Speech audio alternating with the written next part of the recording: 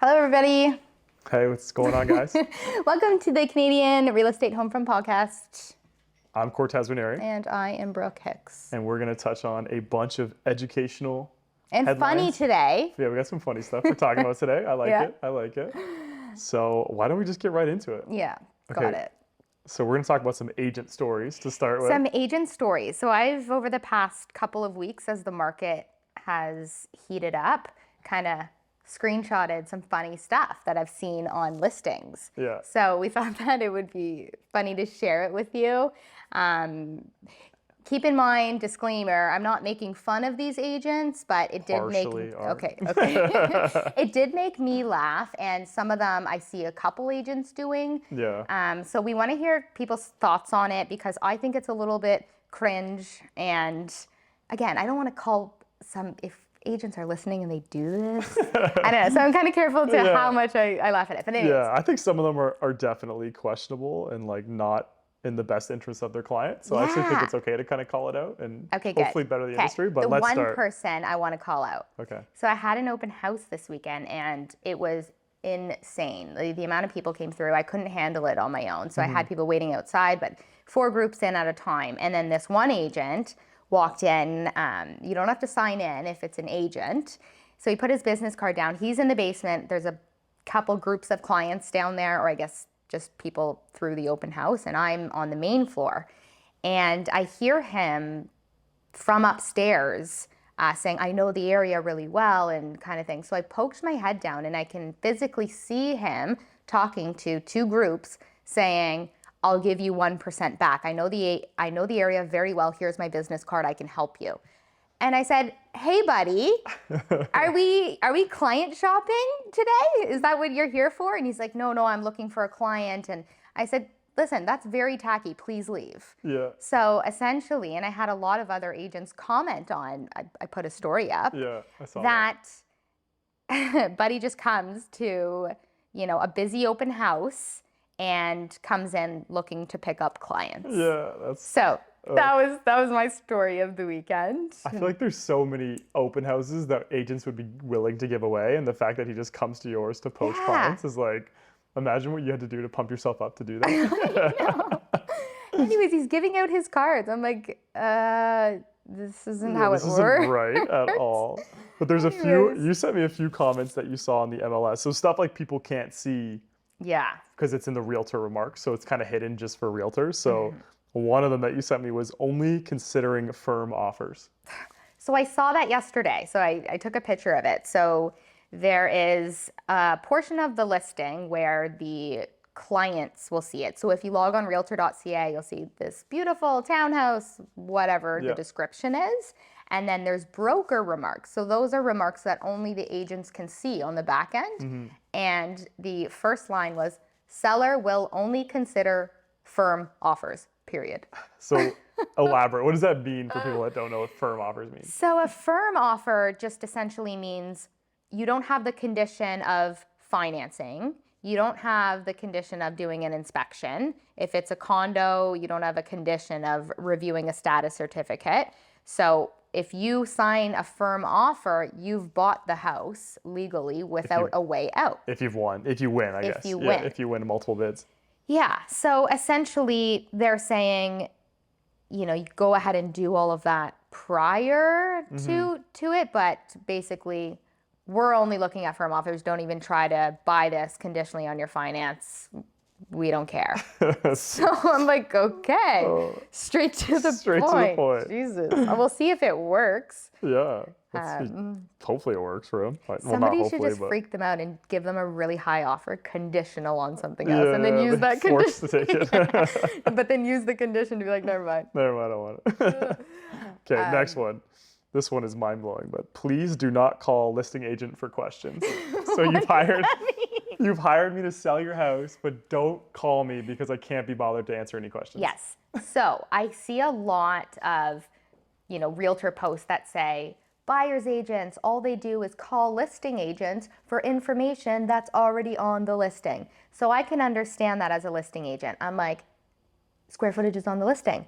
Oh, yeah, no, air conditioner was replaced last year. It's in the listing. It's all there, It's all there. So I can understand but of course I'm still gonna talk to them and answer them. I won't be even rude to them, right? For sure. I've been on the road sometimes where a client sends me a listing, the realtor.ca link, where I don't see the broker remarks. I'm like, I'm just gonna have a conversation with the agent here, right? No problem. Right, yeah. But in the broker remarks, it said, do not call LA listing agent for questions.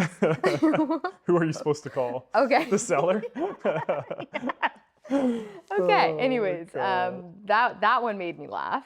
So Okay, this next one really grinds my gears, and I'll definitely touch on it. But agents wanting 2.5% instead of 2 because people that don't know in Toronto and stuff, they usually give out 2.5% to the buying agent. Yeah. But as you kind of venture out into Burlington and Hamilton, yeah, you start to give out 2. It's kind of like the standard, right? Like if you go into a listing appointment and you're trying to give out more commission, you're probably going to lose. So you have to be competitive. So you got to give out 2%.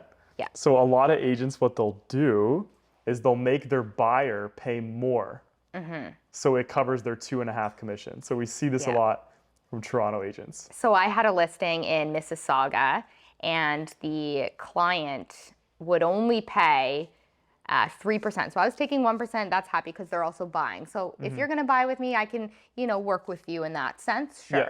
But I'm not taking 0.5. I have to pay for my cost of listing. So 1%. And then I said, okay, we're just going to have to offer out 2%. Yeah. Right? Mississauga is kind of that transition city where you see 2% and 2.5% offered to the buyer's agent. Right. So he called me and said, I have to feed my kids. And he went on and on about how Mississauga, the standard, is offering 2.5% to the buyer's agent. And I said, listen, if you give me a good offer, I'm sure I can convince my client to pay that extra 0.5% to you. Just bring me an offer kind of thing. Yeah. And so we're going back and forth in counter offers. And essentially the difference was $4,000. And he said, if I bump my clients up $4,000, I'm going to take my 2.5% commission, which essentially doesn't make a difference to us. See, right? Yeah. But I'm like, if only your clients knew that you were doing what this you were doing to get paid more. Yeah. Yeah. And They'd fire you right there. And I had somebody ask for 3% in Niagara. And I said, 3%? 3%. And I said, bring me a good offer and I'll factor it in. They did bring me a good offer, and she put 3% in and made her clients pay more than what we would have taken being on the market for that many days back then.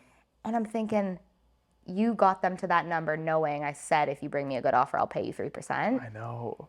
It's just such a bad way to do business. Yeah. Like, I understand that a lot of people have their, old boys club in a sense where you're like, it has to be 2.5. And like when I'm in Oakville and stuff too, I'll try and give out 2.5, obviously, because it's just, if you don't, the one down the road is going to give it out 2.5. But if you're a Toronto agent coming to Hamilton, it's like, that's the standard. Yeah. And if you can make your buyers pay more, like, I guess good for you, but I would never just do it. Like, just take 2 and move on. But absolutely anyways, not. And the last one here you have is seeing a listing just listed for $1 and holding offers. So I've seen it a couple times. I was actually at an appointment and somebody commented and I said, oh, I'll look into it. It's definitely just a strategy or a mistake, because that was the first time I have heard that since last year. Yeah.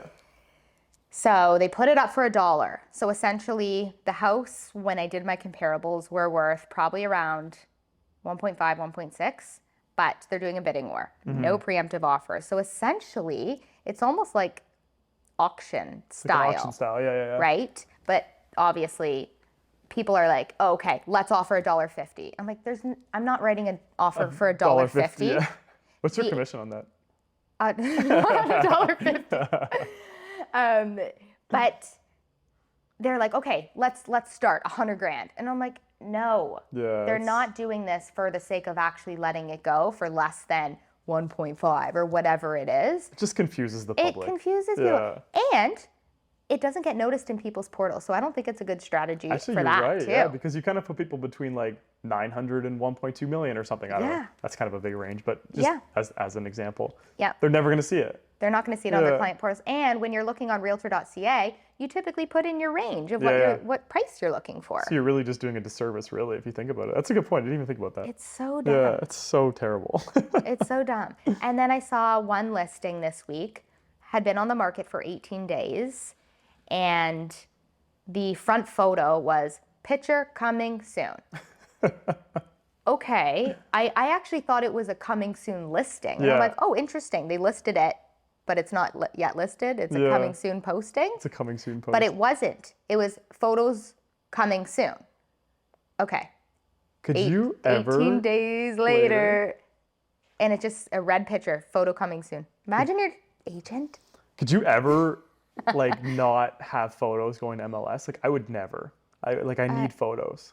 Like no one is going to come through that door. Some agents' photos are so horrendous. iPhone photos, like dark, taking pictures with flash with a mirror. They're in the photo. Sideways, tiny, and I post this a lot because I call people out. I do.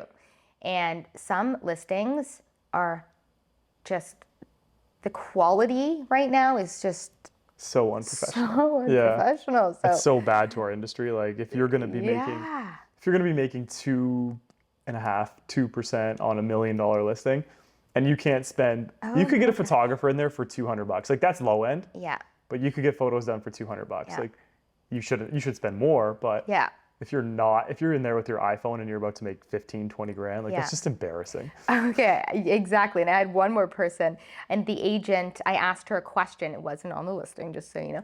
And she said, I don't know, I'll get back to you. And it was something very obvious. Mm-hmm. And I'm like, what do you mean you don't know? And I'm like, have you ever been inside? And she's like, no. I'm like, okay, you've never been inside the listing? And she goes, no, I list a lot of houses without seeing them.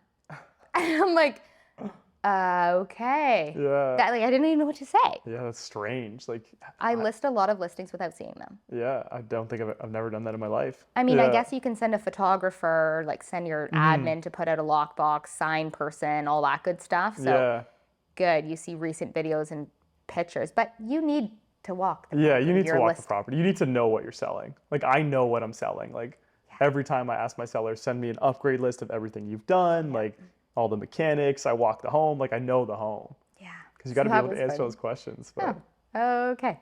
We should do this more often, like the agent nightmare corner or something. The agent nightmare corner. Oh, I love it. Because I blast them on my Instagram all the time. I'm not afraid to call people out. Yeah, you hunt them down in the MLS.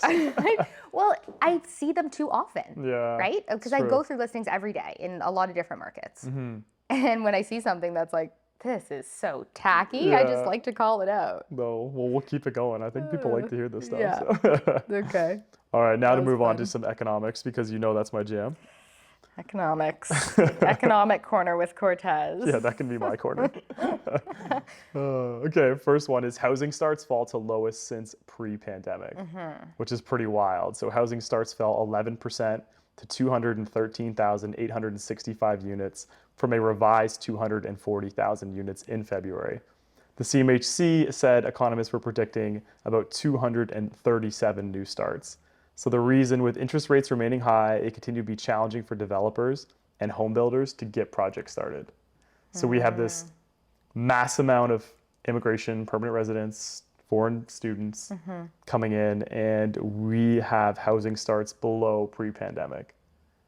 Does this not sound like we're going to be talking about the same issue of housing affordability in 5 years? Like, are we ever going to get anywhere? It's actually insane to me because the solution seems so clear. Mm-hmm. Get rid of the red tape. Yeah. Stop it. Mm-hmm. What is it there for? Yeah. What is it there? What is this red tape and this long permit process? Actually, to even comment on that more, a client was legalizing her house she bought a couple years ago. Hey, I want to set up a basement apartment. She went to the city for a permit and for drawings because she wanted to do it completely proper. A lot of people just renovate their basement if it's their primary. Put someone in there. Yeah, if it's their primary residence, you don't necessarily need permits if you're doing cosmetic, but she wanted to do like everything legal, so great. So her upstairs layout was the same footprint of the basement. So kitchen, bathroom, and then the plan was kitchen, bathroom, so then they can run plumbing through the ceiling very easily, right? Yeah. So she said that she had to rework the plumbing in the basement, move where the kitchen so like obviously should have been, because as a legal duplex that you're creating from, I guess, scratch, you need to give the quote unquote living room a certain amount of daylight through a window per day. And I'm like, so it cost her all this more money because they wouldn't approve her plans of adding another unit to the market until she spent more money moving her kitchen so that one of the windows would allow in more daylight to the open space. It's bananas. And then when you even think about, we talked about this, I think, on last episode, that 25% of the cost to build these, high-rise condos or something is taxes and fees and all these things to municipalities. So you basically have this, and I don't know, tell me if I'm wrong, you want these people to build more homes because you want immigration. Like, you have so many people coming in, we have a housing crisis, we need to build all these homes, right? But then you tax them 25%. So you're almost like, please build, but I'm going to tax you pretty much till death. So like, that's why we're not seeing a lot of housing starts, is because we're basically seeing rates be high. So construction loans are high. And then we're seeing the cost of materials be, astronomically high with inflation and the supply chain issues. So basically we're having this opposite happen where it's like, we're letting in so many people and now we're starting to build less homes than we're forecasting. So where does this leave us? And everything that they did about the foreign funding, that was stopped for a while. And then even these even these banks pulling their funding because it's so over leveraged with what a builder needs to actually profit to actually do the work. Wages are even high right now because there's so few tradespeople that they're making a ton of money, and great, good for them. But the cost to the builder, right? People are just walking away from their project because it doesn't make sense anymore. Well, they're not a charity, right? Like, that's what people forget, is like, they're business people. So like, if it doesn't make sense and the cost doesn't make sense, then nothing gets built. And then we have this issue that we're facing today that's probably only going to get worse if it doesn't get better before it happens. So CMHC just pumped their development fees by 100 to 200% on their rental construction financing program. So they're even making it harder for people. So what are we doing? What are we doing?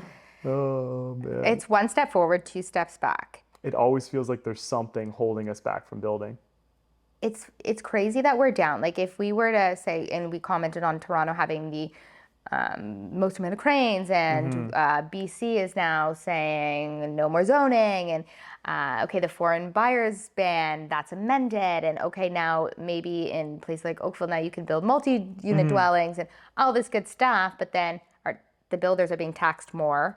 The percentage of what the CMHC is charging has gone up. It's gone up, little things in the background is like, hey, we're going to do this, and they'll change something in the back that doesn't actually make it come to fruition.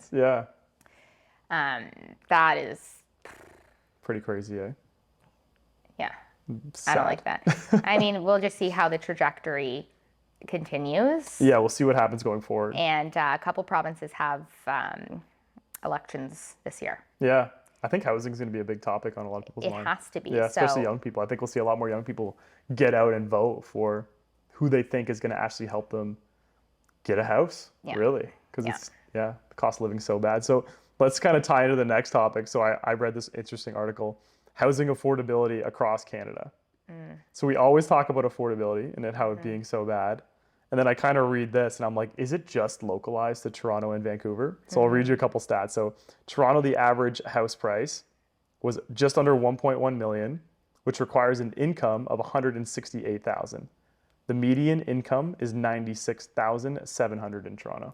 And that's with a 20% down payment. So not only do you have to make 30-year amortization and 20% down. So you need over $200,000 down. Yes. So not only do you need 168,000 per year, but you need to have cash. have 200K. Okay. That's that. In Vancouver, the average house is 1.123 million. And that requires an income of 173,000. The median income is 98,600. So pretty similar to Toronto. Vancouver's a little bit more expensive. Now, this is only for, I guess this would be median income for a household. But if you had two people and you're both making about 80K a year, you're still on the brink of affording a home. And then you have to think, like, how much would that mortgage be? Like, you would just be scraping by, I think. Like, you wouldn't be going out for dinner. You'd be doing nothing. Well, I'll tell you. So at 1.1 with a 5% interest rate and 20% down, my mortgage without property tax, insurance, and utilities is $4,500 a month. Yeah. So you're looking at more than $2,000 each just for the mortgage payment, right? Yeah, and then property tax is $500 a month. Okay, so let's go to Regina, Saskatchewan. Okay. The median income here is $106,000, well above the required income of $47,000. $106,000? Yeah, so it's got a for higher. a house? No, it's got a higher median income. So that's median Oh, income. okay. Yeah. See, it shows But how much still, I know about Saskatchewan. still. So 106,000. The required income to buy a house would be 47,000. Okay. So not bad. The average price of a home is $310,000. Cool. I would like to see what they look like. I know. Are they nice? Do they look like the Toronto 1.1 ones? I don't know. I didn't dive into this that much. We should look at that. We should look into that. But I bet you it's not too bad. You probably get some good land. So Saskatoon, Saskatchewan, the average price of a home is $372K, which requires an income of $57,000 to buy, with a median income around $102,000. Okay. Pretty good. That's affordable. Very affordable. Like really, really affordable. St. John's, New Brunswick, the average home is $268,000, which requires an income of $41,000. The median income is more than double at just right around $90,000. It's not a bad place to live. Very affordable. Halifax, Dartmouth, Nova Scotia, the median income is $98K, above the $74K required to purchase a house at $484,000. So getting a little bit up there, but still decent. still under $500K. And then Newfoundland and Labrador, the median income is $85,000, can comfortably afford an average home of $276,000, where the income would only need to be $42K per year. So is Canada unaffordable? Is Canada kind of affordable, but Toronto and So if you look at how big Canada is, and like Toronto and Vancouver, take those out of Canada, I bet it's probably one of the most affordable places to live. Yeah. That's so funny. Isn't that wild when you kind of break it down? That is wild. Well, I had a client move from Burlington. We sold her house for 1.1, and then she bought in New Brunswick for 500. Okay, it was quadruple the size, on the ocean, with 2 acres and beautiful inside. And I'm like, yeah, I see. You see why people are moving. I see why you did that. I just had the same thing in Burlington. I sold their house, that house I had, and they're moving to Calgary because they're trying to give their girls a chance at life, like a chance at home ownership, because they're living in Burlington right now. Yeah. And they are just like, there's no way we could ever afford Burlington today. They bought it obviously a while ago. And they're like, our daughters will have no chance. So they sold for well over $1 million. They're going to buy something for 500, and then they're going to hopefully get them both each a condo. Yeah. And then give them a start and just rent it out until they're old enough to move into it. Nice. Isn't that wild though? Yeah. Yeah. Because everyone talks about Canada being so unaffordable. Yeah. Like, is it just because everyone wants to live in Toronto and Vancouver, I guess? We're just seeing this crazy increase in prices. I was actually talking to a realtor friend of mine. He's been a realtor for like 25 years in Oakville. And we were just, at lunch and I was just talking to him about the income that I make and then how hard it would be to actually buy a house. Like, am I really getting that far ahead by having a successful business? And he's like, if I was young, I would leave. He's like, that was his advice. Yeah, that was his advice. I was like, oh, that wasn't really what I was thinking. But he was like, he just said straight up, he was like, it is so expensive and so hard to get into the market. He would go to another province. Wow. Yeah. So if he's thinking that, who's like a 30, 40-year Oakville veteran, right. It kind of tells you something. Huh. Yeah. That is crazy. Well, okay. I saw a house today that I actually really liked, listed at $499 in Hamilton. That was really cute. Had a pool. Only one floor. Well, one floor and a half story, but updated. Like the cute little wooden slat wall and new kitchen. And I was like, this is a perfect entry home for somebody. Yeah. And so I'm like, somebody buy this house because it's perfect for an entry home. Same as like my sister's. It'll go up, however fast, but it's such a good little entry house. And I'm like, I dig it. So my plan is to sell it because I think it's an affordable choice for somebody that's struggling to get into the market. So I'll update you next week if I have sold it. Yeah. But I think that it's a good one. So there's still a few opportunities like small houses in outskirts of Toronto for sure. But that's so wild that people have now called Canada unaffordable, never buy a house, when it's, think of the percentage of the land Toronto and Vancouver have compared to everywhere else. Yeah, I think it's like, if you look at let's just like pick one, for example, Saskatoon, Saskatchewan, where the median income is 102,000 and your average price of a home is 372,000. So you're less than 4 times income to buy a home. Like, what are you in Toronto? You're 10 times income, 15 times income. So it is really interesting to see that. Like, have we just created this blanket statement that housing is unaffordable everywhere? But, and again, I don't know what these houses look like. Like, maybe this is like, Yeah, we're gonna have to look at yeah, what like they the look word, like. but I mean, like, But New wow. Brunswick, the one in New Brunswick, I was like, Yeah. I like it. Yeah, it's not too bad. And like the prairies, like I've been to In Newfoundland. the prairies. Like, Newfoundland's beautiful. What? That's what it's called. It's so funny. Halifax is beautiful. Like Yeah. there are like some really nice places to live. Like I've been there and visited, so maybe I'm moving. No, I'm just kidding, but anyways. Okay, all right. interesting stats. Thanks for bringing that one up. I like it. You like it? I liked it. I like it too. Yeah, I thought it was an interesting article. Oh, actually, to comment on that, I listen to rent prices. Right. Do you have that on your list, or do you want to talk about that quickly? I have rent prices for Toronto. Like on your list of things to talk about? Yeah. Oh, okay. So Remember, we look at talked me about this stepping today. out of line. Yeah, yeah. Okay. Okay, so the headline is rent soars past the 3,000 mark for the first time in the GTA. Yeah. So that is average, right? Average rents in purpose-built apartments broke $3,000 barrier That's for the so first time insane. in the first quarter of this year. So I heard rankings from everywhere in the world. Okay. Yeah. So Dubai was the highest at in city center. So they're comparing city center. So downtown Toronto, downtown New York, downtown LA, downtown Dubai, 8,000 or something. Wild. We're talking Canadian dollars. Yeah. Second was Singapore at 3,500. So Dubai, I think it's just maybe crazy in the center, but Yeah. You got a in lot Singapore. of money there too, Yeah. right? Like you probably have so many millionaires there. Yeah. Everyone that's in the city center of Dubai is Yeah, probably yeah. rich. But and then it was Singapore, and then it was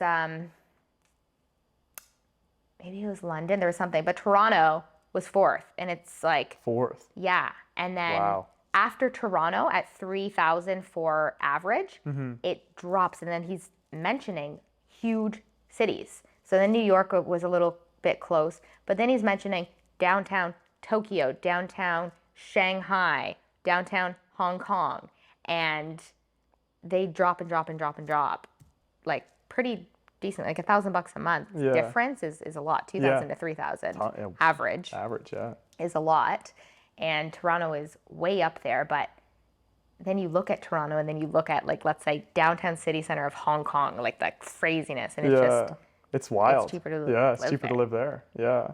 So I'm gonna ask you what you think the rent of this would be. A studio condo rents for an average of. Okay, give me a location bearing. I don't know if it doesn't really give you a location, but I'm guessing A like studio. So how many I'm square guessing feet? in Toronto. Doesn't give you a square feet, but probably you're looking at 500 square feet. In Toronto, Okay.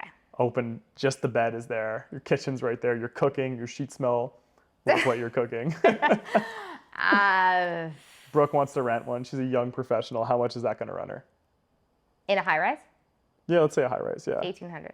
2124. Oh, it's over $2,000. Yeah, a 1 bedroom. So you don't even have a bedroom in a studio, is essentially. No, essentially what it is. So a 1 bedroom. I'm guessing these are all downtown Toronto, but a 1 bedroom is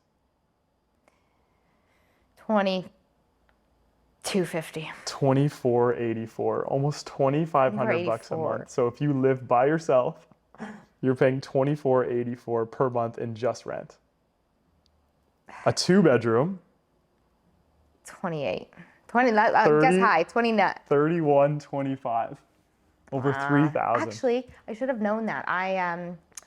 My team member just did a lease downtown Toronto, and it's funny because they had it listed higher. They did accept 3,200, and it was 2 bedroom, but 650 square feet, I think it was. 650 square feet. Yeah, for your 2 bedroom, but it's where they want to be. But Mm-hmm. $3,200, and pay your own utilities. Right. So that's And then these micro condos, which I've never been in one, which are 350 square feet or less, were the most affordable.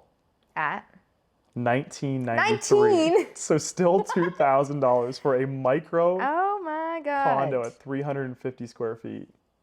Like, that is bananas. What can you do in 350 square feet? Pretty much just sleep there, right? I've seen them, and it's just like a little hallway. and Like, like your bed. could you cook? Like, Well, there's like a little wall. There's like, yeah. what is the bed? Like, does the essentially. bed go up or does it? Um, I guess you just sit on the bed the whole time. yeah, it goes up, but they don't give you a bed. That was just how they had that one set up. Yeah. I guess that's what I would do, but that's crazy prices. So then, if you look at rents though, in these other provinces we were just talking about, I imagine they're like even Yeah. I was in Kelowna last week, and my girlfriend was saying, I rent this. I think she said she pays $1,800, and I'm like, you rent this for $1,800, and I'm like, that is the deal of the century. Well, it all has to be dependent on what the purchase price is if you really think about it, right? Yeah, Because like true. these But purchase downtown prices. Kelowna, I was like, this is sick for Yeah, $1,800. I should move to Kelowna. Yeah, I'm like, oh my gosh. So that I'm like, here that would be $4,000 to rent. Wow. And you would think Kelowna, because well, I guess it's 4 hours-ish from Vancouver. Yeah. But it's a nice part of BC and well known as Yeah, upscale. it is. Yeah. Yeah. So, but no, it was really nice, and you could not get anything close to that. I don't even think I ever want to see a micro condo. I just, No. I feel like I'd just be so It's a disappointed. bedroom. It's a bedroom with a kitchen, right? It's like even a hotel room. What's a hotel room? That's got to be like, No, that's bigger. that's bigger. Yeah. Oh, a hotel room? Pfft, that's at least 400 square feet. So like you have this dream of like getting your dream job in Toronto just to live in a micro condo for $2,000 per month. Man. Anyways, so that's kind of all I had to chat about, but I wanted to see anything boots on the ground you want to talk about, anything you're noticing with your Boots on the listings, ground. what's going on with your buyers, how's business? So actually, it's a little frustrating right now with this inventory because Mm-hmm. I have a good chunk of clients I'm working with buyers, but in the same budget, so they send me the same houses. So You're showing the it's- same houses to two different people. and it's sad because it's like, and I'll be straight up with them because not Yeah. everyone wants the same one. It actually is very rare that two of my clients are like, we both want to offer, and at that point, it's like I wouldn't write two offers. I would tell them if somebody telling me they want to offer higher. Anyways, Yeah. I'm not in that situation. But the other day, I had 4 groups I was taking out that night, so I mapped it. I only had 6 houses to show to 4 groups. So I mapped it as I started at one with one person, then went to another one. They left, I stayed there. The new guys met me there. Then went to that one and 3 others. And then I mapped it out again, where the last one I ended up with one person was the first one the other people met me at. So 4 of those houses, I double showed. Yeah. Like they left, new people came. And it's not me trying to, and it's kind of awkward. Like, oh, I have to stay behind. I have other people to show it to because I Yeah. don't want to tell that to clients, right? And Yeah. but I'll always be very forward. It's just there's no inventory. If people are shopping in the same budget, I'm not going to give one person, talk them out of it so that another person gets it. But it's kind of a weird spot for me to be in. Yeah, it's funny. But I show a house objectively. I try to. Yeah, you so. try to do it the best you can, but it is funny that you say like there's no inventory because it is the truth. Because even at the last 2 listings I had, we got offers really fast and we had a ton of showings. I know I priced it right because I just know. He's so smart. I know my pricing is spot on, but the fact that, and what I'm going to have to do more with my sellers is like educate them on like there's nothing out there. So although you're getting 20 showings, you're not getting 10 offers. You're not getting 5. You're not even getting 5 offers. It's just people are just like almost like, Yeah. oh, they're not ready. They were just looking. Like, oh no, like that was kind of the Yeah. feedback for a lot of them. So I ended up Ooh, had 20 interesting. showings in like 30 hours or something, Yeah. which like obviously like the sellers were like out of their house so much. Right. And we only ended up with 2 offers and like a little bit over asking. Yeah. Which it was a great win for them and just at the time, but when They're you expecting see, more. Yeah, when you see all these people coming through the home, like you're expecting like, oh, maybe I'm going to get 50, 100K. Totally. But we're still in a high interest rate environment and there's no inventory. So a lot of these agents holding offer dates, Yeah. you got to be careful. I did it today. So And? my listing in Streetsville listed at $799, and in very desirable locations. You can I think it works. Yeah. Like West Mountain, I did it the other week, right? They were both done. Like I pulled it off in the sense that I knew that location. There's not much else. Like Yeah. it is going to be a hit that I have to hold offers because I think accepting the first offer that it came in, I would have taken less than what my seller could have ended up with. So I did yeah. it for the sake of representing my seller, right? So I listed at $799. In my head, I'm like, hey, this is worth about $900, $925-ish. Anyways, 5 days, 174 showings. 174. So it was an open house at all given times. So there was overlapping showings, I'm Oh, guessing? yeah. I couldn't not overlap couldn't showings. yeah. I couldn't You not. couldn't get people in No, fast there was enough. 4 people at a time, all day, every day, until like midnight one night. Open showings. Oh my God. Then my open house was crazy. So then today, but that you're right with the sense that we had 174 showings, 13 offers. Wow. So the translation of people through versus number of offers. Was that a 5% rate?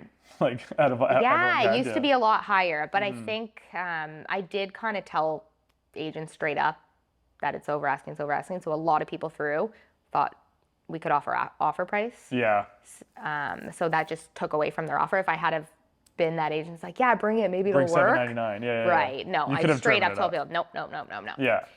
Anyway, so we ended up with 965. So that's 165K over asking firm, which you don't see that much over asking, and it might be because I'm a good agent, or it might be because of the location. And then West Mountain, that happened the same way. That location really brings out the multiple offers over asking price, whereas my strategy, if it's the same, I get multiple offers, but it doesn't go so far over asking, just maybe 25K, because one person wants it, but not willing to, quote unquote, overpay. Overpay, yeah. Cool. Yeah. Good little update. You got anything else on your mind? I think that's it for now. All right, well, Let's come wrap it back. up. Let's wrap it up. Yeah, well, thank you guys so much for watching. If you are on YouTube, please like and subscribe to the channel. It really helps us grow. And share it with your friends. And then if you're on Spotify or Apple Music, please consider leaving a review. And yeah, send us comments, like DM us for sure. Like, we'd love to hear what you guys want to know more of, and we can hopefully educate you guys a little bit more. If you have a horror story of what your agent or what you've seen an agent do, send it to us, because we'll... A bad agent experience. Yeah, unless you worked with us and it was bad. We're so bad. Just kidding. We'll feature that, because we want to start off with something like that every time. So. Cool, sounds good. All right, thanks so much for watching. Over and out. Take care.